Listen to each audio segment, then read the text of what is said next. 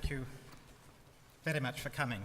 I must begin by noting the honor I feel to be part of this university and my old college, and especially the Griffith Institute that's celebrating its 75th birthday this year with such colleagues in it and with such students. And also such a distinguished predecessor, although I fear I will, of course, do things a little bit differently. I was trained here in the philological tradition that has characterized Oxford Egyptology from the great Sir Alan Gardner onwards. But over the years, I have grown concerned at the exclusions that this style of scholarship can involve, especially with poetry. This is not only about neglecting the materiality of the manuscripts, which irritates a museum curator, which I have been, but above all the exclusion of various other material and visceral things. And so today I'll speak about a couplet from the most famous surviving ancient Egyptian poem, the Tale of Sinuhe, to outline some of these issues. And since academics are not the only people entitled to speak with authority about poetry, I'm accompanied by the actress and author and good friend Barbara Ewing, who will give a professional voice to the passages I'm discussing. Increasingly, critics have noted how philology has often inspired to scientific, cool, immutable, unambiguous certainties, while in contrast, our reactions to texts continually vary on individual and institutional levels, being by their nature contingent and subjective. When a student, I was, and I still am, very fond of E.M. Forster, and the famous Kiss Nithiesely in A Room with a View exemplifies what I mean about how we conceptualize what a text means for us.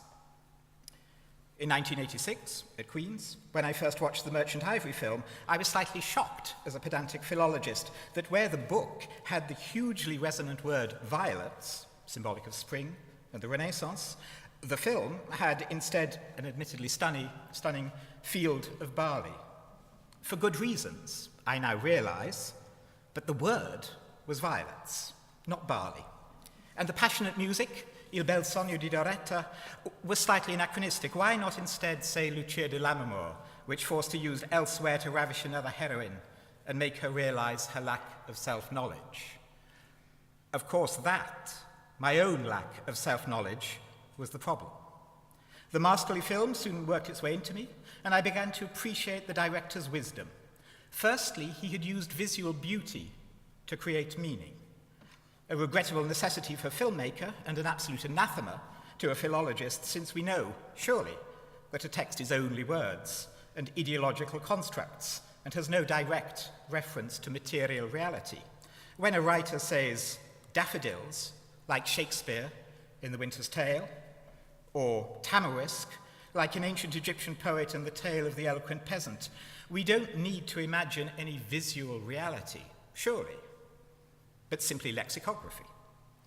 Just as when Forster talks of misty olives, it is just words, and there is, as theoreticians tell us, nothing outside the text. Beauty, surely, is entirely meaningless for the philologist, like emotion, a view, that sort of thing. Secondly, James Ivory did not deal only with the surface of the words, but instead recreated the emotional impact intended by Forster, which is too risky a strategy to gain any academic approval, except it worked. That chapter had always moved me, and I soon realized the film moved me in a similarly intense way, but intensity is another unphilological quality, perhaps. So all of this was a bit different from how one was taught to write about texts, and indeed the film manages to recreate this passage of text with hardly any words at all. So from this personal anecdote, I would argue for a shift in perspective in our traditional approaches, which have often aimed for a single correct urtext, a single translation, a single logocentric reading. The power of texts is perhaps more material, more multiple, more visceral than Egyptologists have sometimes assumed. Now, it's quite easy to sense this with our virtual contemporary author Forster, but if we turn to the Tale of Sinuhe in all its various forms, from around 1850 BCE onwards, it's much harder to reconstruct meanings. And nevertheless, I will suggest that traditional philology can be complemented by risky aspects such as beauty and emotion, and perhaps even needs to be. Sinuhe, incidentally, has also had a film made of it in 1954, but not, alas, by James Ivory, and it's an unspeakable travesty, I think. So I'll move quickly on, and I'll take two rather plain verses of the Middle Kingdom poem to see how we can try to approach their poetry. This passage is preserved in only two manuscripts, one from the cemeteries of 12th dynasty Luxor from around 1800 BCE, and the other, later one, comes from nearby Deir al-Medina around 1200. This paucity of manuscripts is simply because this passage occurs quite late in the poem, and ancient copyists, a bit like some modern students, tend to drop away as the poem progresses.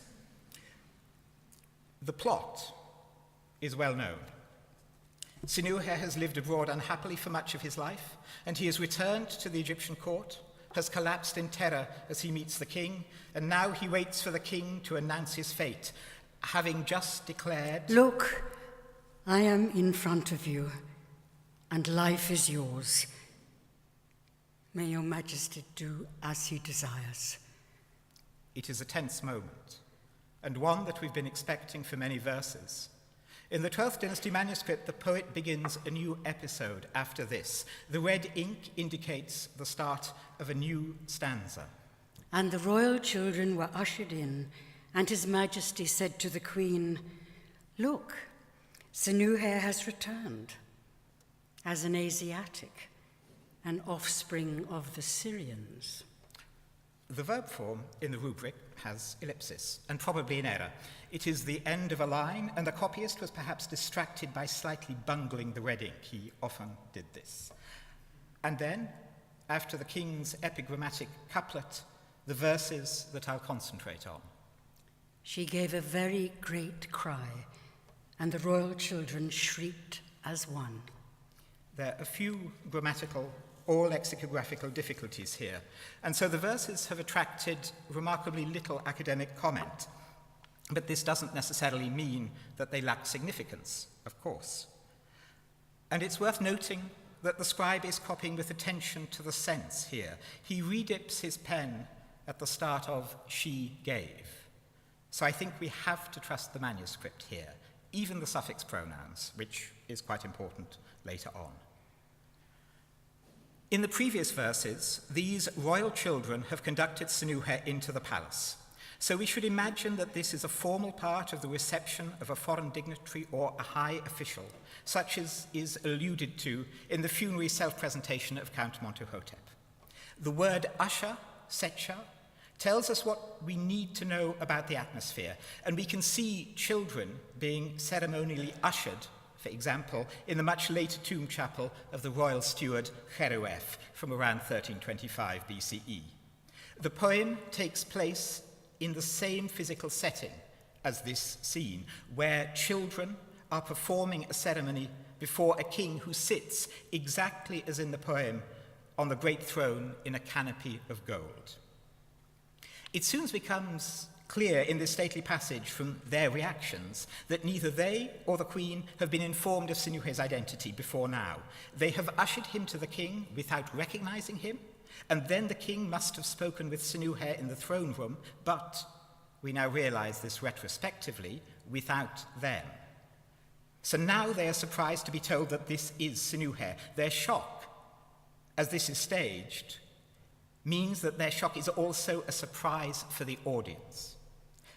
It is also clear, but not explicitly narrated, that when the royal children were ushered in, so too was the queen.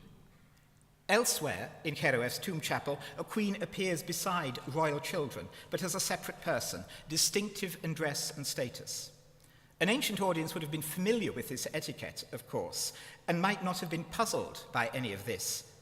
But even so, the poet stages it so that the queen is not described as entering the throne room, but instead she appears in the text suddenly from nowhere when the king tells her about Sinuhe. And she gave a very great cry.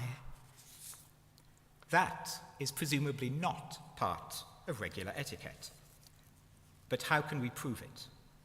It might conceivably be a cry of joy to greet a visitor, perhaps like the trilling noise that modern Egyptian women make at weddings. However, in official texts, elite behavior is often associated with quietness, and contemporaneous statues of royal women give the impression of an imposing restraint, which is what we might expect the Queen to display here. She doesn't. In thematic terms, a noise is very appropriate as a reaction. The poem has had many descriptions of speech, shouts, even lowing cattle. It is very much about communication, both written and oral, the spoken and the unspoken. The preceding scene is one of great tension, and we are still not certain how the king will react. So the Queen's response is of great moment. A life hangs on what she might say, but all she does is to give a very great cry. So both Sinuhe and the audience, ancient and modern, need to know what sort of cry it is. If we turn to the Thesaurus Linguae Egyptiae and the great Egyptian Wörterbuch for attested uses of the word sebe, we can build up a sense of its possible overtones, desperately hoping and assuming that the ancient poet will not have been using the word at all ironically. Sebe occurs, for example, in a mythological text from Elohun, where mourners cry out. It is used in funerary texts for the cries of the mourning goddesses Isis and Nephthys, so it has an archetypal aspect. Mourning is one of the few emotions where figures in Egyptian art are contorted, so it is culturally quite a violent reaction. Sebe is almost always negative and dolorous, and it has been so for centuries. But most immediately and most relevantly, it is featured as a verb earlier in the poem, where Sinuhe shot a Goliath-like foreign challenger who cried out, Sebe, and fell on his face. Sebe is the cry of being fatally wounded. This was perhaps 10 minutes earlier in a recital, so it could have been quite immediate in an audience's mind. The rather forceful verb, wedi, that is used of the Queen giving her cry also occurs in the same passage, where Sinuhe gave his war cry on the dead challenger's back. The Queen here, then, echoes two very different shouts, both of which were bloody and extreme, as in this somewhat lurid illustration from around 1913. And they were both very masculine, increasing the sense of this cry being unexpected from this royal lady in the court throne room. And it is not just a cry, like the shot challengers. As the audience hears the verse, thanks to the standard word order of early Egyptian, it becomes a great cry. And then not only that, but a very great cry. It starts strong, and it gets stronger. Perhaps these three words, sebe a'aweret, might have been gasped out by a performer, either slow or fast. The poem ensures that we cannot think it is... Oh, an unexpected dinner guest. It is instead something a little bit stronger. You see what I mean? And even the word great, adds to the dolorous overtones by echoing Sinuhe's ominous phrase from a little earlier, where his traumatic history was like an unrepeatably great matter, het His great matter, the trauma of his life, is responded to with a great cry. To be philological, the phrase weret intrigues me. It occurs in the companion poem The Eloquent Peasant, copied by the same 12th dynasty scribe, in an excessive and painful context, when the hero is viciously beaten. And this peasant now wept very greatly for the pain of what was being done to him. This is not the usual phrase for excess in the Middle Kingdom poems. Weret in itself cannot be colloquial, as it occurs in the monumental annals of Amenemhat II, where a list of goods includes gold and every very greatly beautiful thing. Nonetheless, I think the line has a sense of an inappropriately low register. The phrase occurs in the later Middle Egyptian tale of King Neferkara and General Sarsenet, where something is said to be sweet, very greatly so. And it occurs in the late Egyptian contendings of Horus and Seth, where, for example, Seth suffered badly, very greatly. In that story, great cries characterize the impossible divine court to humorous effect. The great company of gods lacks any sense of restraint. These parallels suggest a sense of excessive emotion that contrasts with the stately overtones of ushering in and with the palace setting. The tonal shift might be humorous. The king makes a regal pronouncement in a formal, symmetrically phrased couplet, and the queen screams. The poet follows this with, and the royal children shrieked as one, literally were in a single shriek, diut wat. Diut seems to be very closely parallel in meaning with Seba, and this verse echoes a much earlier fatal scene where one, Wa, of the royal children, was summoned after the old king's death. So even here, the choice of words, yet again, has a slightly ominous overtone. Nevertheless, there's something potentially comic in royal women all screaming out in unison. In one fully staged performance in Brooklyn, we tried acting this out, and the audience always laughed. Living audiences are deplorably anachronistic as evidence, of course, but unfortunately they are the only sort available. Do please try not to be anachronistic. What might the effect of these narrated cries have been on the ancient audiences? Perhaps the intent was programmatic and seriously ideological. The cultural resonance of mourning women would create a sense of the hero's symbolic death and rebirth. Sinuhe has collapsed. He knows not life from death, and then he is mourned with this cry before his rebirth as a proper Egyptian. Or perhaps it is a sign of the intimacy that he has attained. And we know that palaces could be remarkably small, face-to-face arenas, as with the throne room in Medinet Habu, a small, intimate chamber at the very back of the building. The ancient audience could have been impressed by this spontaneous and intense reaction, which proves how important this old man is to the royal family. The words evoke grief and pain and encourage us to see the reaction as potentially dark, but the registers shift so that the effect of this is perhaps left open.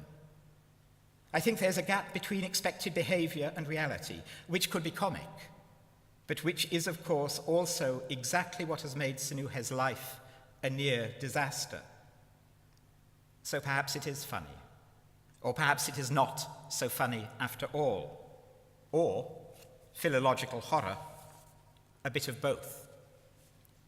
It's worth noting that the royal women need not have reacted like this in the throne room. We can easily imagine a text where they cried out in shock, "A wonder that has not been seen before." Or, in a phrase from earlier in the poem, "Most happy welcome." We can even imagine a text where they shrieked, but with joy. No, the shriek is not actually inevitable in this longed-for happy ending of recognition. Whatever it is not a simple scene of unambiguous joy. It is perhaps not a simple scene at all.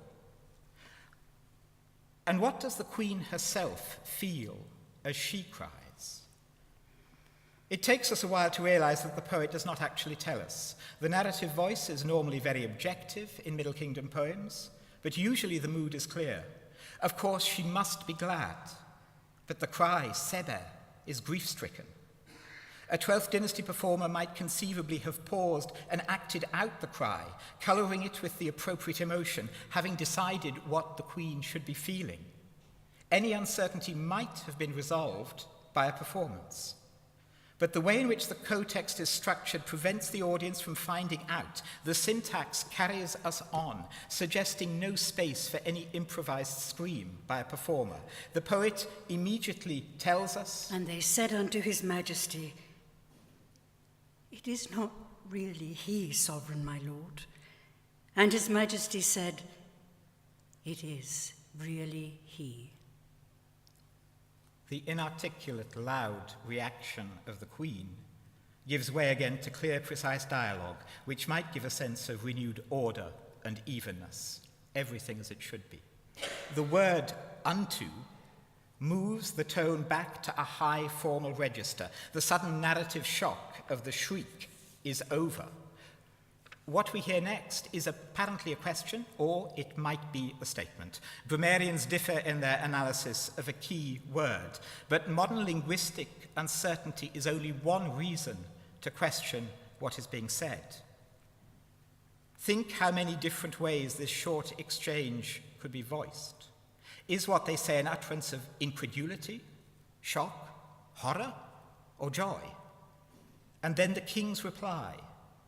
Is he smiling at this ridiculous scene? It is really he. Or scornful about Sinuhe's having gone native?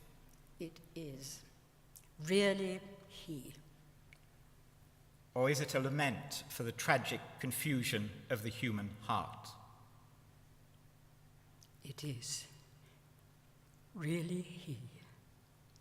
The words, the surface of the words of the dialogue, do not really resolve the uncertain tone of the preceding verses.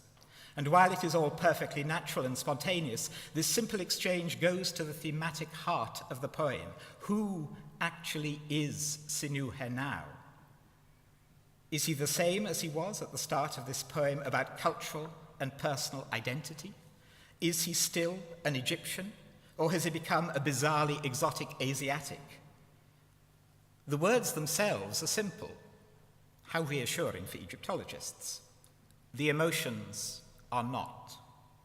The simplicity of the diction reminds me, say, of another recognition scene between Lear and Cordelia, where simple language carries a huge emotional charge from everything that has gone before and from all the cultural weight that lies behind the writing.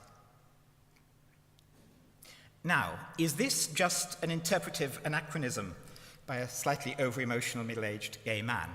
Perhaps. But the adverbial phrase ma'at suggests not. It is literally in truth. Really? In truth. Ma'at, truth, justice, order is the central ethical value of Egyptian culture, a word that is eulogized in The Eloquent Peasant, but which occurs nowhere else in Sinuhe's divergent life story. The way of truth is expounded in the didactic poems of the period and extolled on funerary monuments, and is so very different from Sinuhe's own life. The apparently spontaneous phrase mobilizes the word of ancient Egyptian culture, indicating the potential resonance of the moment, but it does so adverbially, subtly, accidentally, signaling that more is going on than the words say. How very unphilological of the poet. Finally, truth appears. The passage as a whole is also slightly fissured in its phrasing, which adds to the impression of confusing wonder in all this resonance. It is unclear exactly who is asking, "It is not really he." The king had addressed the queen in the singular with look, mech. She alone cries out. All the children cry out, and then they speak. Perhaps this gives a sense of gathering excitement as more voices are heard. But they say, "Sovereign, my lord," which might imply that it is a single person, the queen, who is speaking. Perhaps the children are still speaking in one voice, or perhaps they are all speaking out separately. But if so, does they refer to the children only, who are the last people mentioned, or do they include the queen? If they doesn't, Is the queen then silent after her cry? As the passage continues, it looks increasingly as if they adjust the children, since the song that they subsequently sing alludes to her in the third person as the lady of all. So she is apparently silent, apart from her shriek, making her a character who never actually speaks. All we ever know of her emotions is her single cry. And these confusing pronouns unsettle us, and I think increase our involvement in what is happening. And what can happen next, after all this screaming? The courtly tone is immediately and emphatically re-established in the next verses. Now they had brought with them their many-eared necklaces, their rattles, and their sister, and they presented them to his majesty. Your hands upon the beauty, enduring king, these insignia of the Lady of Heaven. A sublime lyric follows, pleading for Sinuhe's reintegration and smoothing over the problems of the preceding events. This response is narrated as impressively spontaneous after their shock. They scream in unison, have a short exchange with the king, and promptly launch into a synchronized choral ode. Whatever they are, these royal children are highly performative, and their song will resolve the tone of the whole episode. They speak again together in a single voice, but now significantly they use regular plural pronouns as a group. Scholars have provided various different interpretations of their densely elusive song, which I think reflects, albeit unintentionally, the tonal complexity of the whole episode.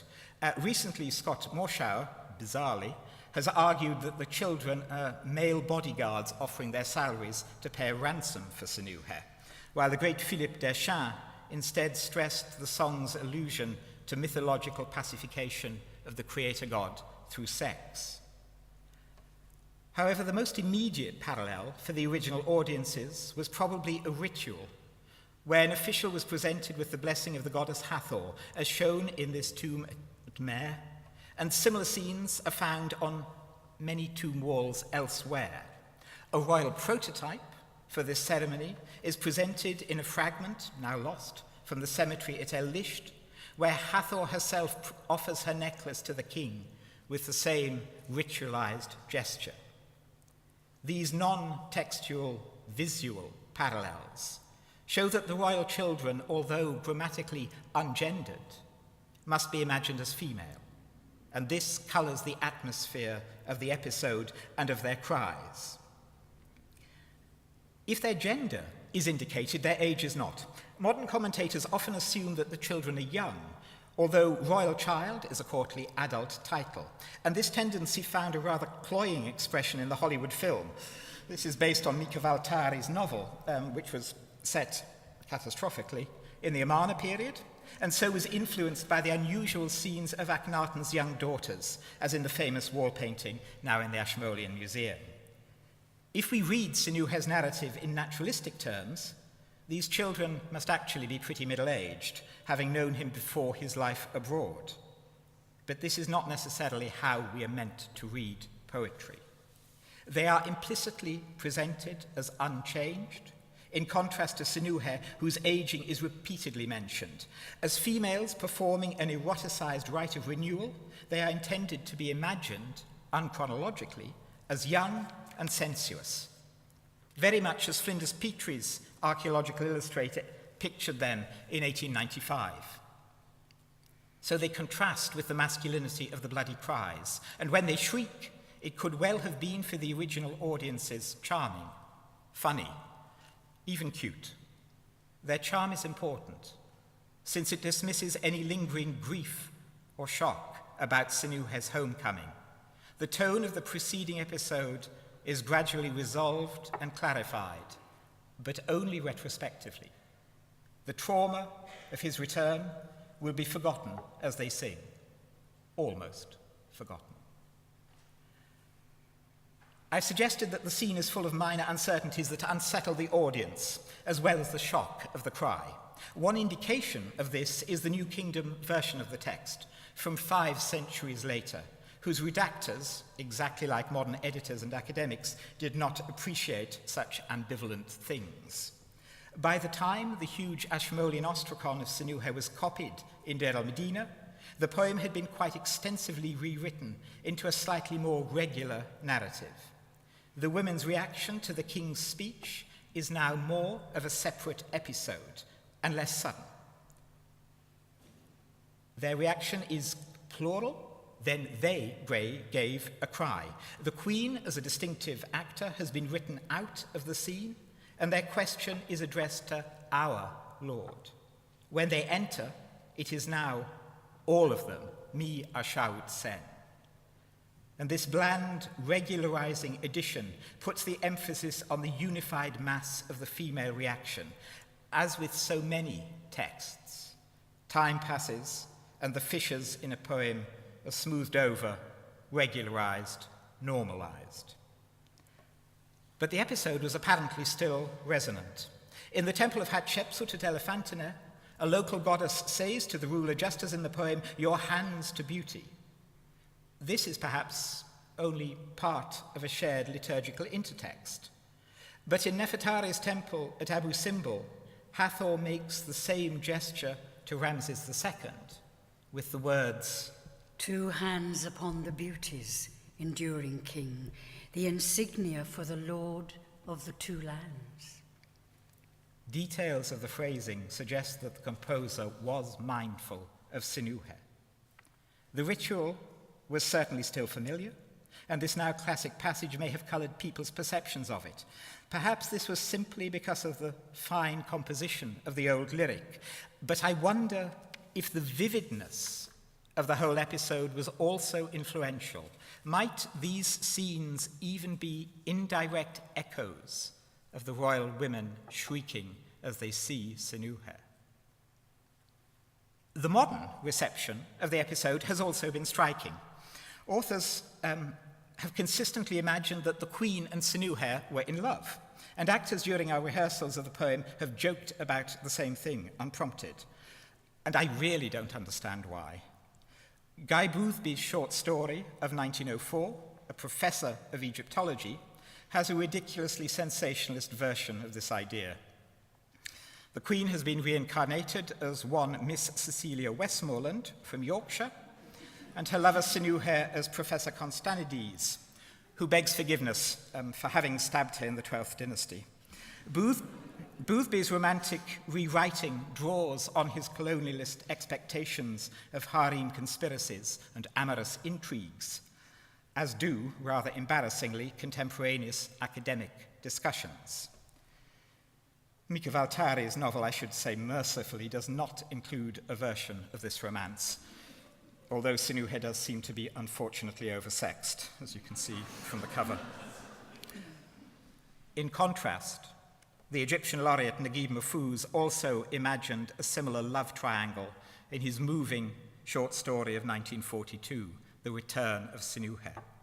Here, Sinuhe is received by his rival, the king, after a 40 years absence, and then is summoned privately by the queen.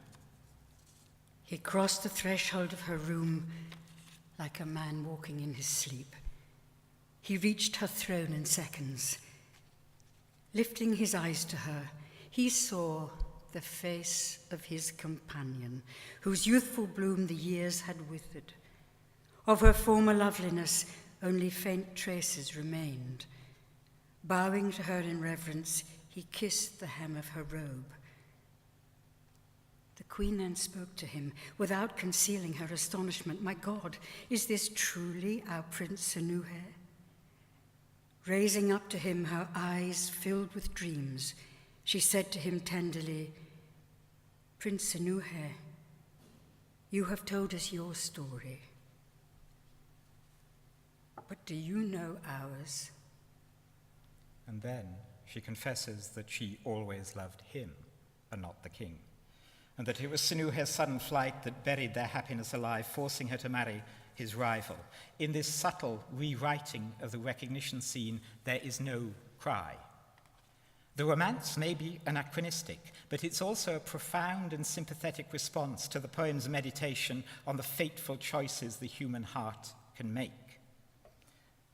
Unsurprisingly, these ancient poems are more alive and more passionately relevant to life for modern Egyptian artists than they are for European Egyptologists, with Ardaf Soueif citing the eloquent peasant in connection with the protests in Tahrir Square. But why the romance? For post-romantic heterosexual readers, the most significant emotional bond in any text is usually that between the main male and female characters. But not all readers are necessarily heterosexual, and over the millennia, most of Sinuhe's readers have certainly been pre-romantic. In the Middle Kingdom, the key relationship in the poem was that between Sinuhe and his king, Senwosret.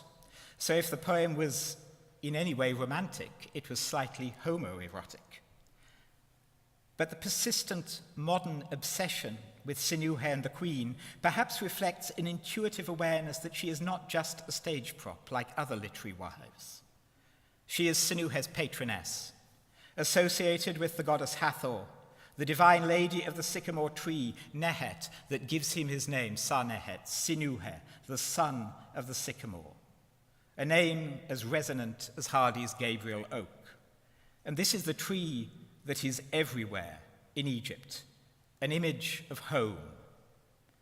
The Queen's Hathoric significance is elusive but pervasive, making her reaction here so crucial and noticeable. The opening lines of the poem introduce Sinuhe as her servant, and he has prayed, "May I greet the mistress of the land, who is in his palace, and hear her children's messages. May I follow the Lady of All, and then she shall tell me that all is well with her children." So she is not above speaking to him.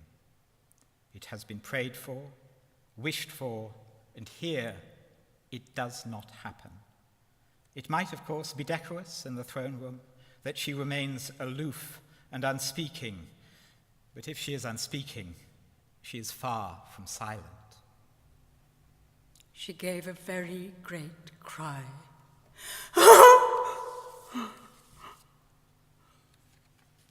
Why does the poet choose that reaction?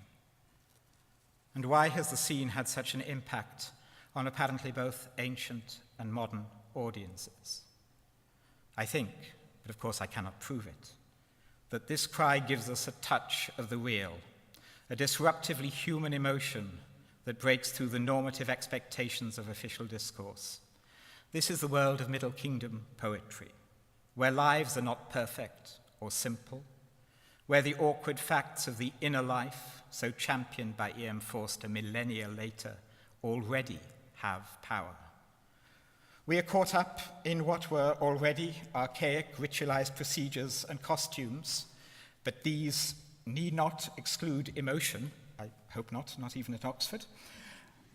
Oh, I'm really screwed. At the heart of a grandiose formal ceremony, the poet has placed very deliberately, very carefully, a witless, terrified man and a screaming woman. So she reminds me a little of Homer's Penelope, suspicious and not joyful at news of her husband's return. Experiencing joy as grief seems so very, another anachronistic, unphilological word, so very recognizably human. Significantly, no modern commentator has thought the Queen's reaction in any way odd. Perhaps it embodies tension being released, tension that both characters and audience have been feeling as the recognition scene is played out, postponing the resolution, waiting for the ending. Who would not scream? This moment of recognition is the only time that the Queen actually, finally appears in the narrative. And she will stay in our memories like this, just inside the throne room, looking at this unrecognizable man.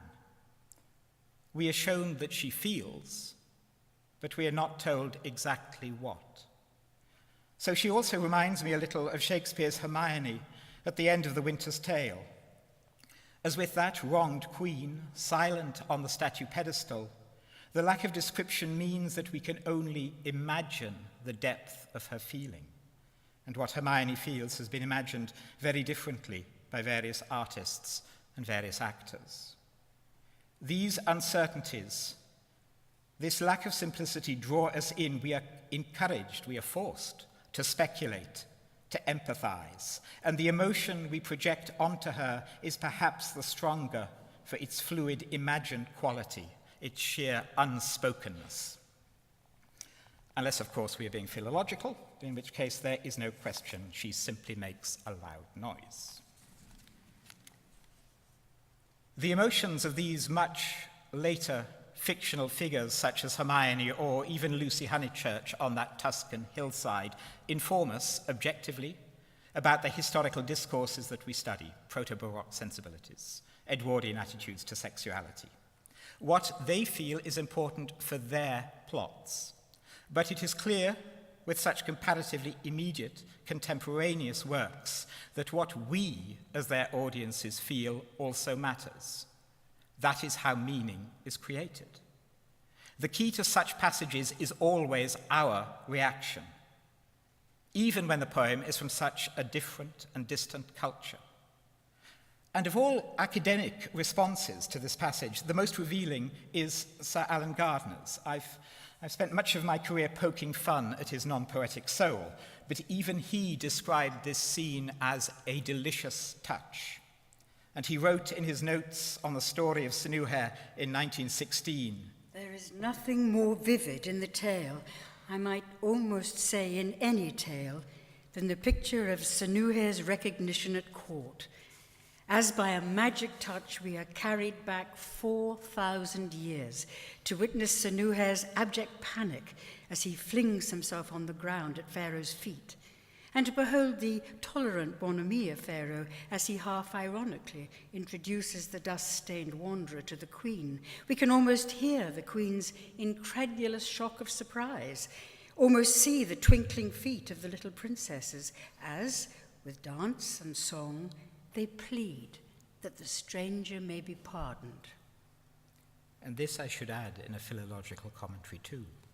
Perhaps philologists can feel after all.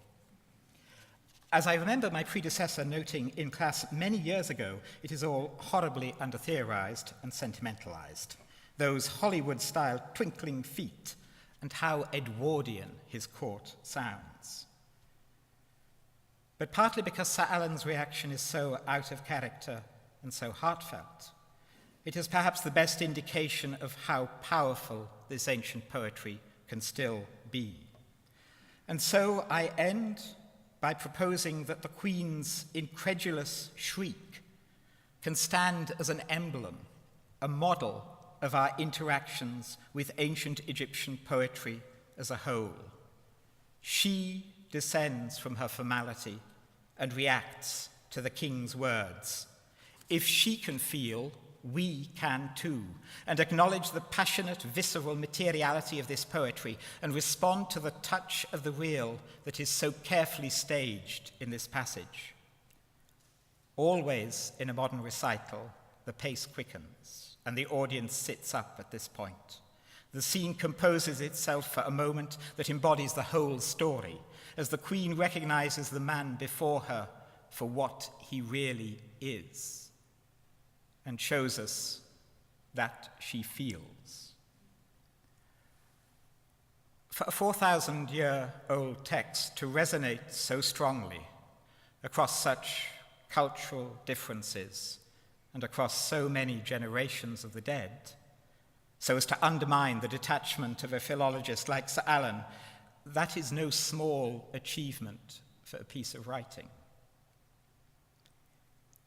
But perhaps this great resonance shouldn't be such a shock for us, since, after all, isn't this in some sense exactly what the poor old poet has been trying to tell us all along, when he says that the Queen gave a very great cry.